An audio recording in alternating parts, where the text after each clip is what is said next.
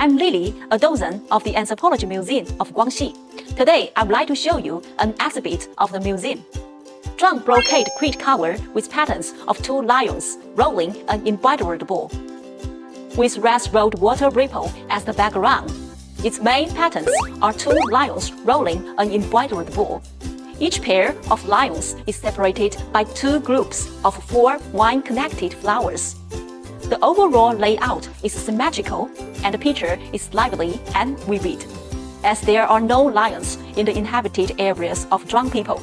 Therefore, the lions in the Zhuang brocade is very different from the common lion image, as he looks like both a dog and a tiger, reflecting the mutual reference and integration of different ethnic culture.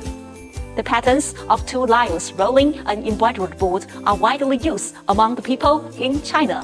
The lion is the king of beasts, fierce and majestic. People believe that he could warn off evil spirits and safeguard the house. An embroidered bowl is an auspicious item, and it has been a token of love in Zhuang culture. It is believed that male and female lions playing together and rolling an embroidered ball will give birth to baby lions. Thus, this pattern symbolizes the flourishing of the offspring. That's all for today. See you next time!